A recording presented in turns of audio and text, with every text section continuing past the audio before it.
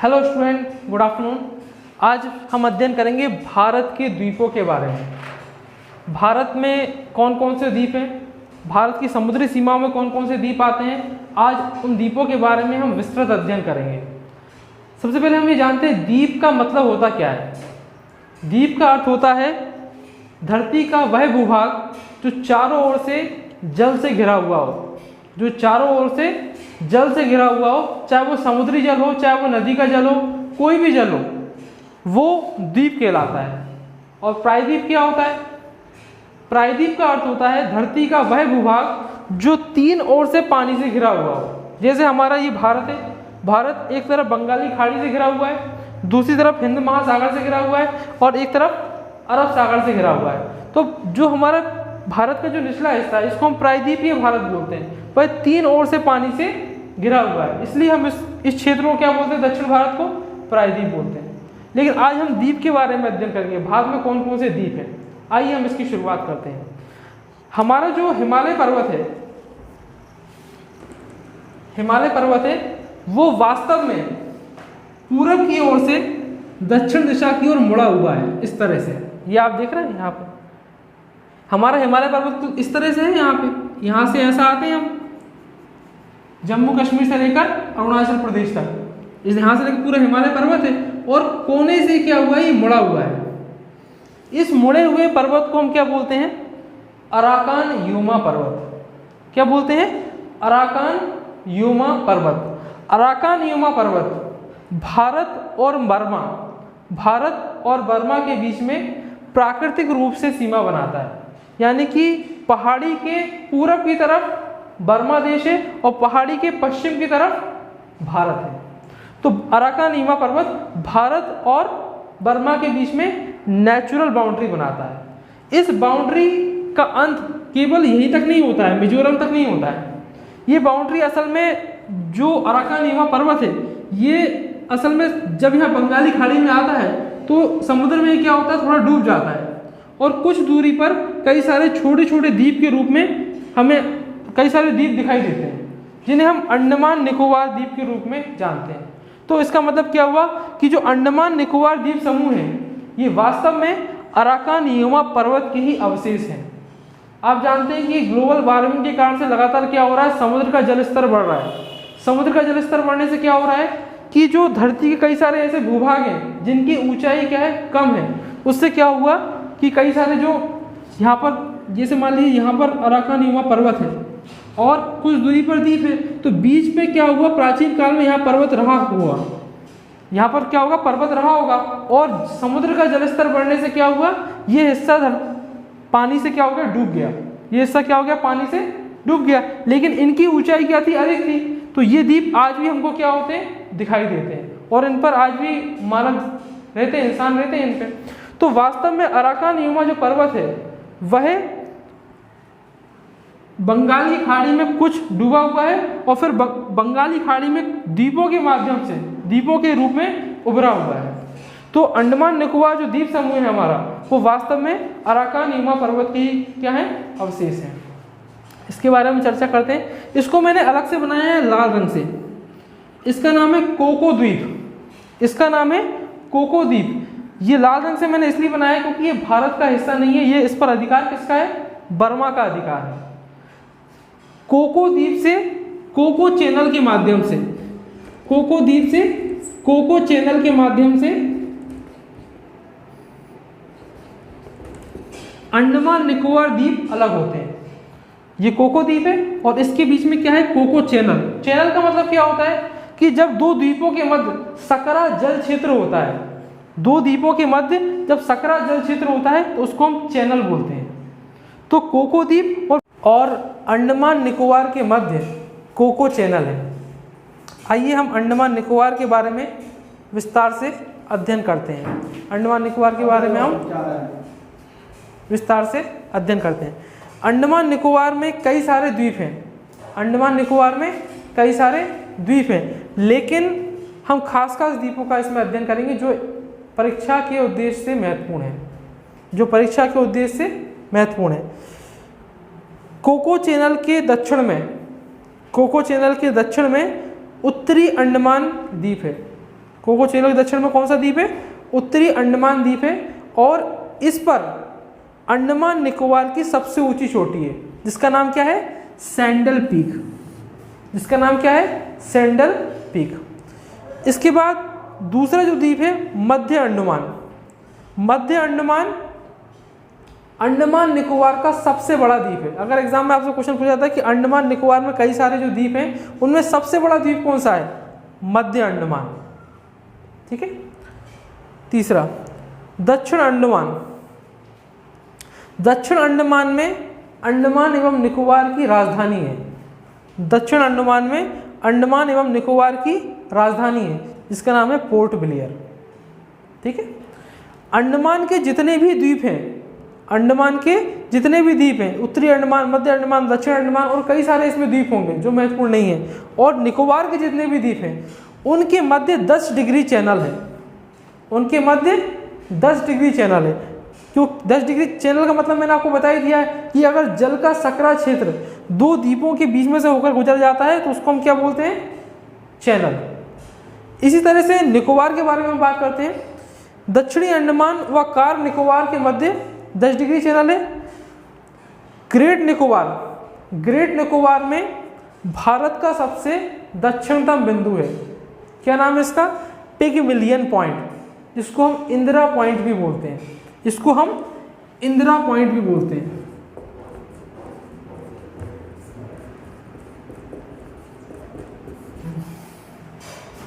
अगर आपसे एग्जाम में क्वेश्चन पूछा जाता है कि भारत का दक्षिणतम बिंदु कौन सा है? इंदिरा पॉइंट। और अगर वो पूछता है कि भारत की मुख्य भूमि पर, भारत की मुख्य भूमि पर दक्षिणतम बिंदु कौन सा है? तो आंसर आएगा कन्याकुमारी। ध्यान रखिएगा, आंसर क्या आएगा? कन्याकुमारी। पिगमिलियन पॉइंट 6 डिग्री 4 मिनट अक्षांश पर उपस्थित है। 6 डिग्री 4 मिनट।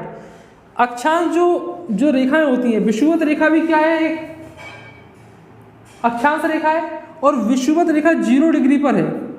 विषुवत रेखा 0 डिग्री पर है, और इससे हम ऊपर जाते हैं 6 डिग्री ऊपर, 6 डिग्री 4 मिनट ऊपर, तो क्या आता है? इंदिरा पॉइंट यानी कि ग्रेट निकोबार।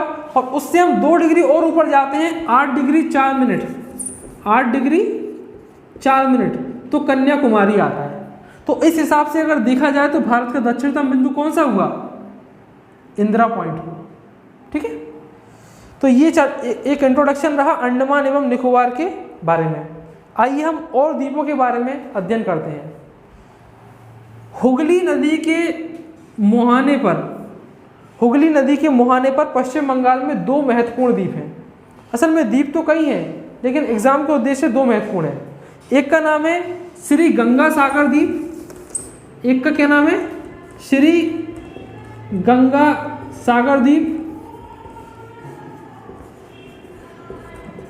और दूसरे द्वीप का नाम है न्यू मूर द्वीप।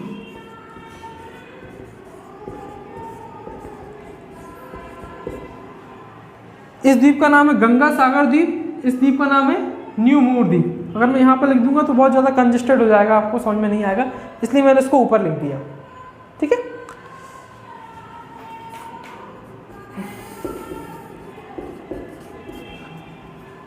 ब्राह्मणी नदी के मुहाने पर, ब्राह्मणी नदी के मुहाने पर व्हीलर द्वीप है। ब्राह्मणी नदी कहाँ से निकलती है? छोटा नागपुर के पठार से निकलती है, जो कहाँ पर पड़ता है? झारखंड में पड़ता है। झारखंड के छोटा नागपुर के पठार से ब्राह्मणी नदी निकलती है, जो झारखंड से उड़ीसा की ओर प्रवाहित होती है, और उड़ीसा के तट पर व्हीलर द्वीप पर अपना मुहाने को खत्म करती है। व्हीलर द्वीप पर मिसाइलों का परीक्षण किया जाता है। आपने सुना होगा अग्नि मिसाइल का परीक्षण हुआ, पृथ्वी मिसाइल का परीक्षण हुआ, आकाश मिसाइल का परीक्षण हुआ। भारत में जितनी भी मिसाइलों के परीक्षण किए जाते हैं वो सभी व्हीलर द्वीप पे किए जाते हैं। भारत के पूर्व राष्ट्रपति एपीजे अब्दुल कलाम के नाम पर इस द्वीप का नाम रखा गया है। पहले इसको व्हीलर आइलैंड कहा जाता था, आइलैंड का मतलब क्या होता है? द्वीप, और अब इसको एपीजे अब्दुल कलाम द्वीप भी कहा जाता है। ठीक है। अगले द्वीप पे आ जाते हैं श्रीहरिकोटा।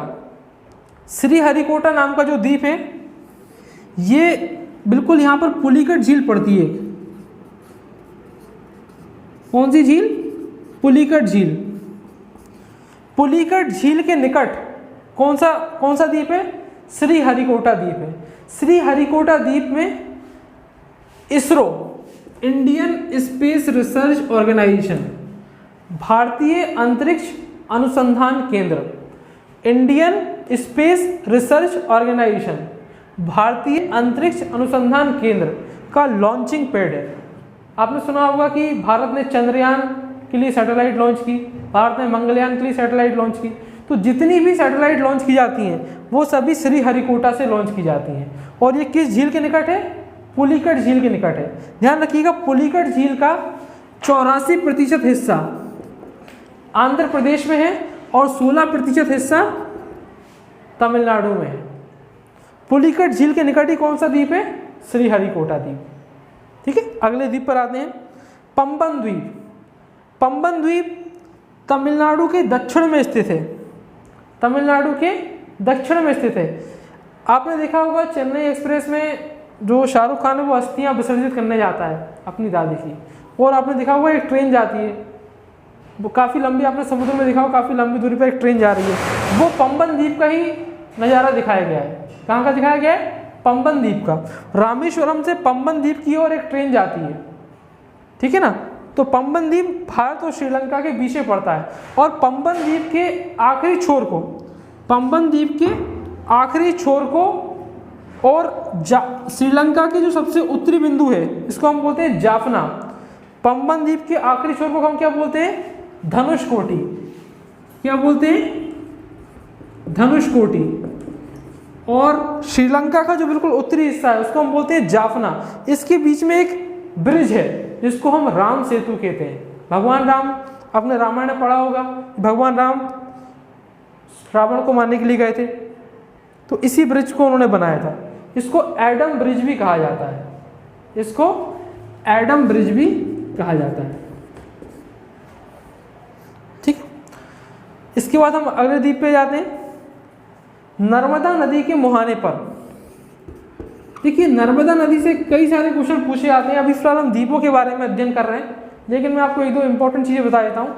एग्जाम में क्वेश्चन पूछा जाता है कि वह कौन सी नदी है जो भ्रंश घाटी का निर्माण करती है? नर्मदा नदी। भ्रंश घाटी का क्या मतलब होता है? जो दो पर्वतों के बीच में से होकर गुजरती है, और जो नदी का पानी है वो लगातार उससे वो क्या करता जा रहा है? गहरा करता जा रहा है, घाटी बनाता जा रहा है। तो नर्मदा नदी क्या करती है? भ्रंश घाटी का निर्माण करती है। नर्मदा नदी किन दो पर्वतों के बीच में से होकर गुजरती है? विंध्याचल और सतपुड़ा पर्वतों के बीच में से होकर गुजरती है। नर्मदा नदी के मुहाने पर कौन सा द्वीप है? अलियाबेट द्वीप है। कौन सा द्वीप है? अलियाबेट द्वीप है। ध्यान रखिएगा, इसमें एग्जाम में कई सारे से क्वेश्चन पूछे जाते हैं। ये एमपी जीके के पर्पज से भी बहुत महत्वपूर्ण है। ठीक है, अपने प्रायद्वीपीय भारत की सबसे बड़ी नदी कौन सी है? नर्मदा नदी है। ठीक, अगले टॉपिक पे जाते हैं, लक्षद्वीप। लक्षद्वीप और मिनिकॉय द्वीपों के मध्य, लक्षद्वीप, ये देख रहे हैं आप, लक्षद्वीप एक समूह है। लक्षद्वीप और मिनिकॉय द्वीपों के मध्य 9 डिग्री चैनल है। असल में 9 डिग्री अक्षांश रेखा इनके मध्य होकर गुजरती है। अक्षांश क्या होती है? काल्पनिक रेखाएं होती हैं, जिसका अध्ययन किस लिए किया जाता है? इनको काल्पनिक रेखा क्यों माना गया? ताकि पृथ्वी में किसी भी स्थान को हम बता सकें। अगर मान लीजिए मुझे बताना है कि जापान कहाँ पर है, तो जापान को उसकी एग्जैक्ट लोकेशन बताने के लिए हम अक्षांश एवं देशांतर रेखाओं का उपयोग करते हैं। वास्तव में अक्षांश एवं देशांतर रेखाएं काल्पनिक होती हैं। अक्षांश रेखाएं, आड़ी वाली जो रेखाएं होती हैं, जो हॉरिजॉन्टल लाइंस होती हैं, उनको हम अक्षांश बोलते हैं, और जो खड़ी वाली लाइन होती है उनको हम क्या बोलते हैं? देशांतर बोलते हैं। तो ये जो वास्तव में यहाँ से जो रेखा गुजरती है वो कौन सी रेखा गुजरती है? 9 डिग्री अक्षांश रेखा गुजरती है। ठीक है ना। तो लक्षद्वीप और मिनिकॉय के मध्य कौन सा, लक्षद्वीप और मिनिकॉय के बाद कौन सा चैनल है? 9 डिग्री चैनल है। इसी तरह से मिनिकॉय द्वीप समूह व मालदीव, मिनिकॉय द्वीप समूह व मालदीव के मध्य कौन सा चैनल है? 8 डिग्री चैनल है। ठीक है ना।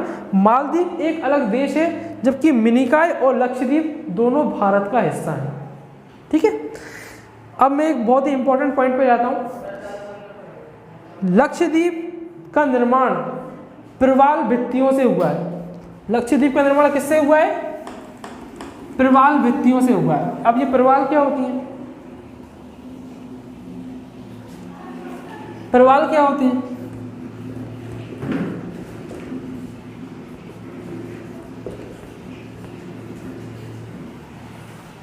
आज से लाखों वर्ष पहले प्रवाल नाम के जीव होते थे। प्रवाल नाम के जीव होते थे जो उष्ण कटिबंधीय क्षेत्र में पाए जाते थे, जो उष्ण कटिबंधीय क्षेत्र में पाए जाते थे। उष्ण कटिबंधीय का क्या मतलब होता है? देखिए, ये हमारी पृथ्वी है। पृथ्वी के बीच से होकर गुजरने वाली रेखा कौन सी है? विषुवत रेखा। और विषुवत रेखा से 23 डिग्री और नीचे 23 डिग्री का बीच का जो क्षेत्र होता है, विषुवत रेखा क्या है? पृथ्वी के बीचों बीच से होकर गुजरती है। 23 से ही 1/2 ऊपर का क्षेत्र और 23 से ही 1/2 नीचे का क्षेत्र, ये पूरा उष्ण कटिबंधीय क्षेत्र कहलाता है, जहाँ पर सूर्य का विकिरण बहुत अधिक होता है। तो प्रवाल भित्तिय, जो प्रवाल नाम के जो जीव पाए जाते थे आज से लाखों वर्ष पहले, वो उष्ण कटिबंधीय क्षेत्र में पाए जाते थे और जमीनी भूभाग के निकट पाए जाते थे, और जमीनी भूभाग के निकट पाए जाते थे। प्रवाल नाम के जो जीव होते थे वो कैल्शियम कार्बोनेट की खोल के अंदर रहते थे। जब उनकी मृत्यु हो जाती थी तो वो समुद्र की तली पर क्या करते थे? अपने अवशेष जो होते थे, समुद्र की तली पर जो उनका अवशेष होता था, ऐसा जो अपना खोल होता था, उसको वहां पे छोड़ देते थे। फिर इसके बाद दूसरा जो प्रवाल आता था वो उसी के ऊपर अपना घर बनाता था, और मृत्यु के बाद वो अपने अवशेष को क्या करता था? वहीं पर छोड़ देता था। फिर तीसरा प्रवाल आता था और वो भी अपना अवशेष क्या करता था? वहीं पर छोड़ देता था। ये सारे के सारे अवशेष किसके बने होते थे? कैल्शियम कार्बोनेट के बने होते थे। इस तरह पृथ्वी की जो बिल्कुल तली थी और उस पर लगातार क्या हुआ? कैल्शियम कार्बोनेट के अवशेष जो थे वो एक के ऊपर एक बनते चले गए, और इस तरह से लाखों वर्ष के लगातार तापमान और दबाव के बाद वहाँ चट्टानों का निर्माण हो गया। किसका निर्माण हो गया? चट्टानों का निर्माण हो गया, जिसको आज हम प्रवाल भित्ति बोलते हैं। इंग्लिश में इसको हम बोलते हैं कोरल रीफ। इंग्लिश में इसको क्या बोलते हैं?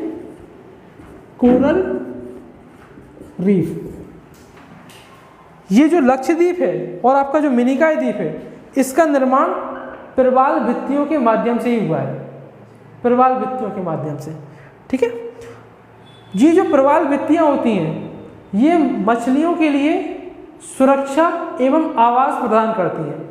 सुरक्षा एवं आवास कैसे प्रदान करती हैं? आपने डिस्कवरी चैनल पे देखा होगा कि कई सारी रंग बिरंगी सुंदर सुंदर मछलियां होती हैं, और वो चट्टानों, जो समुद्र के अंदर की जो चट्टानें होती हैं, उनके आसपास ऐसी ऐसी घूमती रहती हैं, आपने देखा होगा। और एक बड़ी मछली होती है, वो एक छोटी मछली के पीछे जाती है। छोटी मछली क्या करती है? चट्टान के अंदर घुस जाती है, फिर बड़ी मछली वापस लौट जाती है। तो आपने देखा होगा कि जो प्रवाल भित्तियां होती हैं, ये प्रवाल भित्तियां, ये इनके बीच में क्या होती है? सक्रिय दरारें होती हैं। जैसे मान लो ये एक चट्टान है, इस तरह से ये एक चट्टान है, तो बड़ी मछली जो होती है वो क्या होती है? छोटे से क्षेत्र में नहीं आ पाती। जो बड़ी मछली होती है वो छोटे क्षेत्र में नहीं आ पाती, लेकिन जो छोटी मछली होती है वो क्या करती है कि इस छोटे से क्षेत्र में आ जाती है और इन खोलों में क्या करती है? आकर छुप जाती है। तो इससे क्या होता है? प्रवाल भित्तियां क्या हो जाती जो होती हैं, वो उनके लिए एक सुरक्षित आवास, एक तरह सुरक्षित आवास बन जाती है। किसके लिए? छोटी मछलियों के लिए, और बड़ी मछलियां उन पर हमला नहीं कर पाती हैं। दूसरा ये रीजन होता है कि जो ये वाला जो पूरा क्षेत्र होता है, ये भोजन के उद्देश्य से बहुत महत्वपूर्ण होता है, क्योंकि यहाँ पर छोटे छोटे कई सारे समुद्री जीव पाए जाते हैं। तो इसलिए जो मछलियाँ होती हैं उनको आसानी से क्या मिल जाता है? भोजन मिल जाता है। तो आपको समझ में आ गया, जो लक्षद्वीप है उसका निर्माण प्रवाल भित्तियों से हुआ है। प्रवाल क्या होते हैं? आज से लाखों वर्ष पहले जीव पाए जाते थे। आज से लाखों वर्ष पहले जीव पाए जाते थे, वो कैल्शियम कार्बोनेट के खोल में रहते थे, और अपनी मृत्यु के पश्चात कैल्शियम कार्बोनेट का खोल समुद्र के तल पर छोड़ देते थे। फिर दूसरा जीव आता था, वो कैल्शियम कार्बोनेट के खोल में रहता था उसी के ऊपर, और मृत्यु के पश्चात अपना खोल वहीं पर छोड़ देता था। इस तरह से चट्टानों का निर्माण होता चला गया, और वहां पर द्वीप का निर्माण हो गया। इसी तरह की कोरल रीफ ऑस्ट्रेलिया के पश्चिमी तट पर भी पाई जाती है। ऑस्ट्रेलिया के पश्चिमी तट पर जिसे हम इंग्लिश में ग्रेट बैरियर रीफ भी कहते हैं, जिसे हम इंग्लिश में ग्रेट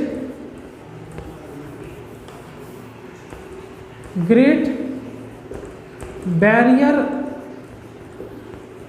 रीफ, जिसे हम ग्रेट बैरियर रीफ भी कहते हैं। आपको मेरा लेक्चर कैसा लगा? आप अपनी राय कमेंट बॉक्स में दे सकते हैं।